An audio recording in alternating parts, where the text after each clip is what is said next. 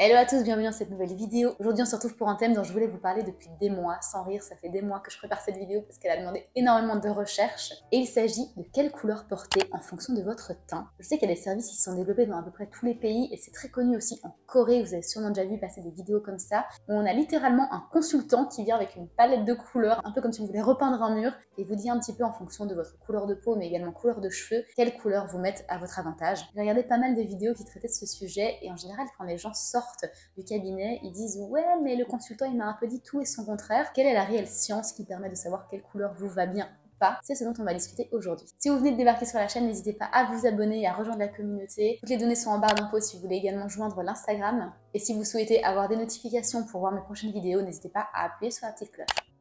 Il y a quelques semaines de ça, on avait détaillé ensemble les jeans à privilégier en fonction de la morphologie. Et il n'y a pas que la morphologie qui est déterminante pour savoir si une pièce vous va ou non, mais également sa couleur. Et il y a 3 types de familles de couleurs, on va dire, qui vont bien avec certains types de peau. Il y a le chaud, le neutre et le froid. C'est pas très compliqué. Et pour savoir à quelle catégorie de couleur vous appartenez, il faut aller déterminer votre sous-ton. Et pour ça, j'ai 3 astuces à vous proposer. Tout d'abord, regardez vos veines. Moi, c'est pas très compliqué. J'en ai une juste ici qui est assez voyante. Très souvent d'ailleurs, on m'a fait des remarques comme quoi j'avais une trace de bic sur la figure. Non, c'est pas ça, c'est mes veines.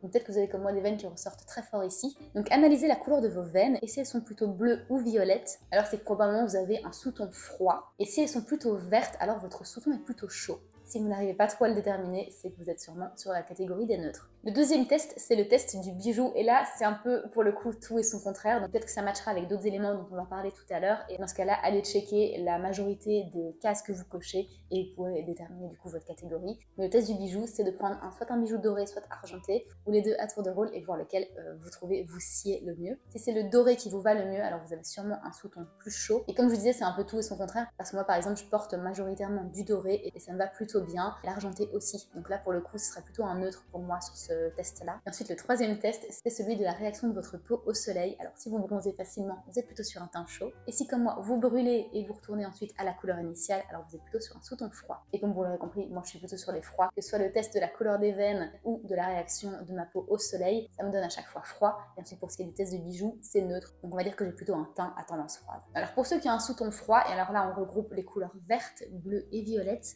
Les couleurs qui nous vont le mieux, c'est par exemple le rose pastel, le bleu glacé, le vert émeraude, les violets profonds, les blancs purs ou encore les gris argentés. C'est ces couleurs-là qui vont vraiment venir mettre en valeur votre teint et faire ressortir un petit peu notre éclat naturel. Ensuite, pour les teints chauds, et c'est toutes les couleurs qu'on considère comme orange, rouge ou encore jaune, les couleurs qui vont le mieux à un sous-teint chaud, ce sont les jaunes dorés, les rouges orangés, les bruns terreux, les verts olives et tout ce qui va être ivoire et crème. Ça va être des teintes qui compléteront à la perfection votre teint chaleureux. Pour les tons neutres, vous avez une gamme de couleurs beaucoup plus variées que nous les tons froids ou les tons chauds. Normalement, vous devriez porter assez bien le rouge ou l'orange, qui sont des teints chauds, mais également des tons froids comme le bleu et le vert. Mais aussi, ce qui pourrait bien vous aller, c'est des neutres comme les beiges et les gris. Si je peux vous donner encore quelques petits conseils pour essayer de déterminer votre sous-ton, il y a évidemment l'aspect social, comment est-ce que les gens réagissent en fonction des couleurs que vous mettez. Par exemple, personnellement, dès que je mets du vert, justement du vert émeraude, je reçois énormément de compliments par rapport à quand je mets des couleurs un peu plus neutres comme le gris, qui ne fait pas nécessairement partie justement de la couleur pour les teints froids. Là, je reçois pas spécialement de compliments, on me dit pas non plus que ça me va pas, mais clairement quand je mets du vert, je reçois beaucoup plus de compliments. Donc clairement, c'est un indicateur. Un autre petit conseil, c'est peut-être de regarder sur les sites de vêtements. En général, ils prennent des modèles qui vont justement bien avec les couleurs des vêtements qu'elles vont porter. Et ce sera un indicateur des couleurs qui vont le mieux aux personnes qui ont les mêmes caractéristiques physiques que vous. Le dernier point dont je voudrais discuter avec vous, c'est la couleur de cheveux. Parce que là, on a parlé beaucoup du teint de peau. Mais qu'est-ce qu'il en est des cheveux et à quel point ça vient justement être déterminant dans les couleurs qui vous vont bien? Alors, c'est des conseils à prendre avec des pincettes parce que votre couleur de cheveux n'est pas toujours déterminée en fonction de votre teint. Il y a des personnes qui ont les cheveux très noirs et une peau pourtant très blanche, ce qui va être diamétralement opposé à quelqu'un par exemple qui a des origines méditerranéennes et qui aura les cheveux foncés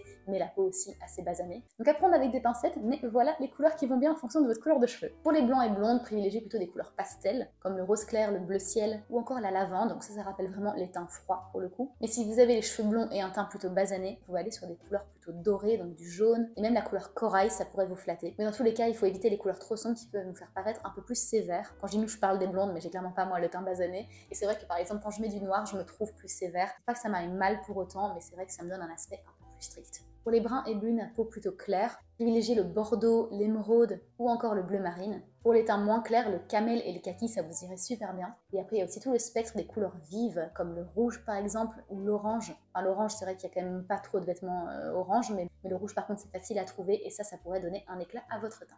Pour les roux et rousses, on va aussi retrouver le vert émeraude et tout ce qui va être teinte terreuse ou encore du brun doré, une couleur que dans mes recherches j'ai vu qui allait également très bien aux roux et rousses.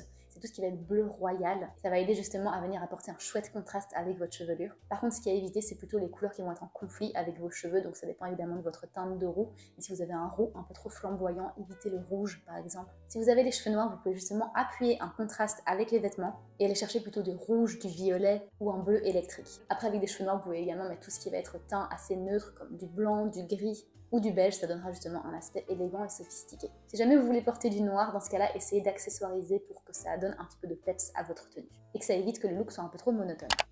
Et voilà les amis, c'est la fin de cette vidéo, j'espère que ça vous a plu, j'ai vraiment essayé de vous donner des conseils les plus pratiques. Grâce à ça pourra peut-être vous éviter d'aller dépenser une fortune chez un consultant qui va vous dire quelle couleur vous va bien et qui en général dit un peu tout et son contraire. Donc j'espère que ça aura apporté des réponses à vos questions et faites des tests. Si vous trouvez que vous n'êtes pas le meilleur juge par rapport à la couleur qui peut vous aller, franchement faites des tests et demandez à vos amis et à votre entourage. Et au bout d'un moment, vous finirez par trouver la gamme de couleurs qui vous correspond. Je vous dis au revoir, on se revoit très vite dans une prochaine vidéo. Prenez soin de vous.